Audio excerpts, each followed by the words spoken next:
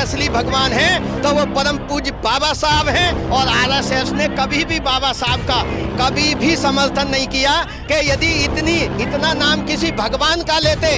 अरे वो भूल गए कि इस देश के यानी लाखों करोड़ों और इस देश की आधी महिला, यदि हम 140 करोड़ की आबादी कहते हैं तो 70 करोड़ इस देश की महिला है जिसको जीने का अधिकार और आज बराबर चलने का अधिकार दिया है तो वो परम पूज्य बाबा साहब ने दिया है। और आज SC ST OBC माइनॉरिटी, चाहे हमारे गरीब किसान दलित, जिसको भी दिया है, यदि उसका कोई असली भगवान है तो वो परम पूज्य बाबा साहब हैं। वो इस बात को अमित जी भूल गए, इसलिए उन्हें माफी मांगनी चाहिए और मांगनी ही पड़ेगी। और नहीं, इस देश का बहुजन अब अम्बेडकरवादी वो बहुजन नहीं है, अब ईंट का जवाब पत्थर से देने वाला हमारा। नमस्कार साथियों, मेरा नाम है सुरेंद्र सिंह और आप देख रहे हैं SM न्यूज़। आप देखेंगे कि आज पूरे देश के अंदर सारा नीला ही नीला हो गया है। उसका क्या कारण है सर? क्या कारण है जो आज BSP सड़कों पे उतरी हुई है?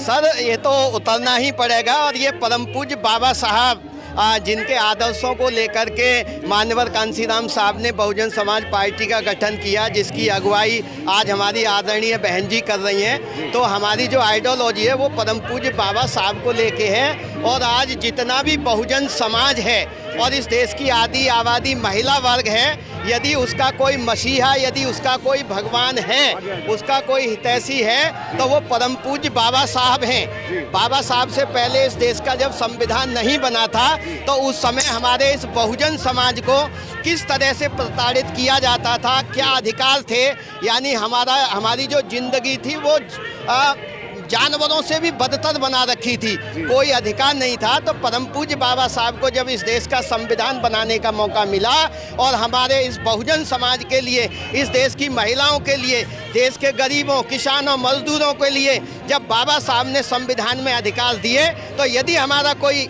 असली मसीहा और भगवान है तो वो परम पूज्य बाबा साहब हैं। और देश के गृह मंत्री अमित शाह जी ने जो भी बाबा साहब के लिए अमर्यादित जो टिप्पणी की है वो बहुत ही निंदनीय है। हम उसकी घोर निंदा करते हैं और उनको बाबा साहब के सामने झुकना पड़ेगा, उन्हें माफ़ी मांगनी चाहिए। तभी ये कह रहे हैं मेरे बयान को तोड़ मरोड़ कर पेश कर रहे हैं। नहीं, वो उनका चरित्र है, क्योंकि वो जिस विचारधारा को बिलोंग करते हैं, चाहे वो बीजेपी है, और बीजेपी कहाँ से चलती है? आरएसएस। और आरएसएस ने कभी भी बाबा साहब का कभी भी समर्थन नहीं किया। जिस समय हिंदू कोड बिल लिखा जा रहा था और जिस समय देश का संविधान लिखा जा रहा था, उस समय भी आरएसएस जो है रोड पे बाबा साहब का विरोध कर रही थी। तो वो एक आइडियोलॉजी को लेकर चल रहे हैं, लेकिन ऐसा नहीं है। उन्होंने जो कहा है उसको मिटाया नहीं जा सकता। जो इस शब्द को कह रहा है, मैं उस शब्द को नहीं दोहरा सकता, क्योंकि हमारे आदर्श से परम पूज्य बाबा साहब हैं। लेकिन जिस लहजे में अमित शाह जी ने जो शब्द कहे उनको मैं नहीं दोहरा सकता हूं। और उन्होंने कहा कि यदि इतना नाम किसी भगवान का लेते। अरे वो भूल गए कि इस देश के यानी लाखों करोड़ों और इस देश की आधी महिला, यदि हम 140 करोड़ की आबादी कहते हैं तो 70 करोड़ इस देश की महिला है जिसको जीने का अधिकार और आज बराबर चलने का अधिकार दिया है तो वो परम पूज्य बाबा साहब ने दिया है। और आज SC ST OBC माइनॉरिटी, चाहे हमारे गरीब किसान दलित, जिसको भी दिया है, यदि उसका कोई असली भगवान है तो वो परम पूज्य बाबा साहब हैं। वो इस बात को अमित जी भूल गए, इसलिए उन्हें माफ़ी मांगनी चाहिए और मांगनी ही पड़ेगी। और नहीं, इस देश का बहुजन अब अम्बेडकरवादी वो बहुजन नहीं है, अब ईंट का जवाब पत्थर से देने वाला हमारा समाज। क्या कहेंगे वहाँ पे जितने भी आज SC ST OBC माइनॉरिटी के लोग पार्लियामेंट के अंदर संविधान दिखाकर पहुंचे थे, उन्होंने इसके ऊपर कोई आर्गुमेंट नहीं करा, लेकिन बाद में इसके ऊपर राजनीति करने आ गए। देखिए, वो अब से नहीं, मान्यवर कांशीराम साहब ने दोनों के लिए, एक के लिए नागनाथ कहा था, एक के लिए सांपनाथ कहा था। तो आज ये जितनी भी पार्टियां जो हमारे मुखौटा लेकर के, बाबा साहब का फोटो लेकर के, संविधान लेकर के, या नीली जैकेट पहन करके, अरे नीली जैकेट पहनने वाले तो ये बहुजन समाज के लोग हैं जो बाबा साहब की आइडियोलॉजी पे चलते हैं। तो वो मात्र दिखावा कर रहे हैं और इसमें कोई दो राय नहीं है। जब देश में यानी उत्तर प्रदेश में 4 बार आदरणीय बहन जी की सरकार बनी तो बहुजन समाज में जन्मे संत महान पुरुषों का इतिहास जिंदा हुआ और परम पूज्य बाबा साहब को जितना सम्मान हमारी आदरणीय बहन जी ने दिया, क्योंकि बहुजन समाज पार्टी की जो आइडियोलॉजी है वो परम पूज्य बाबा साहब के सिद्धांतों पे और महापुरुषों पे चलती है। बाकी लोग दिखावा कर रहे हैं तो हमारा बहुजन समाज भ्रमित ना हो, वो एकजुट हो और एकजुट होकर के एक जगह वोट करें और आदरणीय बहन जी को हम मजबूत करें, तभी हम इनको ईंट का बहन जी सड़कों पे नहीं आती थी, अब सड़कों पे आना शुरू कर रहा है। क्या लगता है कि क्या इसका असर पड़ेगा जनता पे? देखिए, हमारी आदरणीय बहन जी हैं, वो अपना सोच समझ के एक सुलझी हुई नेता हैं और इस देश की नहीं पूरे विश्व में ट्विटर पे राजनीति करती हैं। ये कुछ लोग हैं, कुछ लोग ऐसी बातें करते हैं, उसमें देखो मैं आपके लिए तो नहीं कहूँगा, लेकिन कुछ हमारे सोशल मीडिया के भी कुछ ऐसे नए लोग हैं कि जो टीपा टिप्पणी जो है सिर्फ बहन जी पे करते हैं, जबकि उन्हें अदर पार्टी पे करनी चाहिए। बहन जी जो निर्णय लेती हैं वो सोच समझ के लेती हैं, वो ट्विटर पे भी हैं, वो फील्ड में भी हैं और वो आज जमीन पे भी हैं। आज कौन कहता है बहन जी जमीन पे नहीं है? यदि वो जमीन पे ना होती तो आज दिल्ली पूरे जो है भारत में आज ये आंदोलन हो रहा है। तो ये बहन जी क्या बहन जी जमीन पे नहीं है? बहन जी के भाई जमीन पे हैं तो बहन जी ही जमीन पे हैं। ठीक है सर, क्या नाम है आपका? शैलेंद्र कुमार। शैलेंद्र भाई, क्या कोई जिम्मेवारी पे है या ऐसी? जी युवा साथी हैं आप तो? जी मैं लक्ष्मी नगर जिले का जिला महासचिव हूँ जी। हाँ।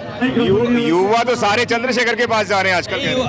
आप देखो ना, आप देखो मीडिया बंधु हो, आप देखो, आप लोग देखते कम हो, ठीक है, बातें ज्यादा करते हो, इस वजह से आप देखो कैमरा घुमा के युवा है, मैं भी युवा हूँ, आप जिससे बात कर रहे हो वो भी युवा। पहले तो मैं यहाँ की जनता को दिखा देता हूँ कि जनता आप देखेंगे यहाँ पर कितनी बड़ी तादाद के अंदर यहाँ पर आई हुई है और पूरा का पूरा जो है इस वक्त बीएसपी के अंदर ही हाथी में हो गया है। यानी कि बहन जी के एक इशारे पर आप देखेंगे कि इस वक्त पूरा नीला ही हो गया है। और ये सिर्फ यहाँ पर नहीं हुआ, नंदनगरी के अंदर पूरे देश के अंदर ज्ञापन दिया जा रहा है और बहन जी का अगले आदेश का तमाम लोग इंतजार भी करने वाले हैं कि बहन जी अगला स्टेप क्या लेने वाली है। आप समझिए कि देश के अंदर अगर अम्बेडकरवाद को कोई बचा सकता है तो वो बसपा सुप्रीमो बहन को नहीं, मायावती है। सर, आगामी स्टेप क्या रहेगा? आगामी स्टेप ये रहेगा कि जिस तरीके से बहन जी ने अभी हमें सिर्फ आदेश दिया है कि आप लोग अपनी जिला कलेक्टर पे ज्ञापन दो राष्ट्रपति के नाम, तो हम लोग अभी ये करेंगे, बाकी दिशा निर्देश जैसे बहन जी का आएगा वैसे आगे बढ़ेंगे हम लोग।